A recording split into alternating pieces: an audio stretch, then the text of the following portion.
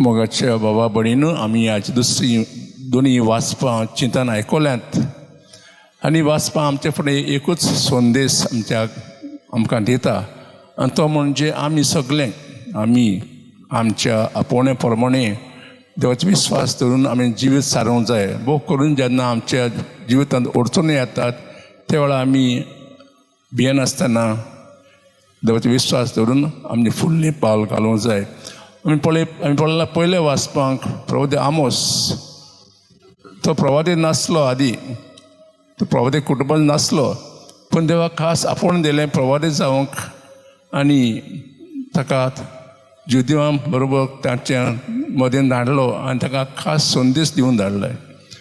पूण जुदे भाव ताचें आयकोन नासलेत, पूण ताणें देवाच्या बाबात दवरून देवाचो संदेश तांकां दिलो. दुसरें वाचपान आयकलां आरकाराची खबर.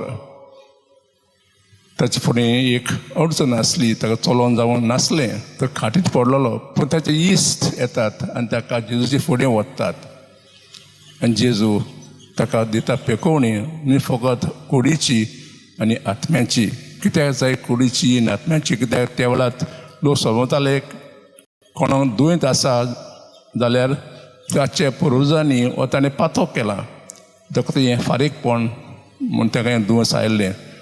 तो खास आमी जेन्ना आमचे जीव सादतना आमचे फुडें अडचणी येतात, ह्या वेळार आमी देवाच्या बाबार दवरून आमचे जिविताचें फुडलें पावल मारूया.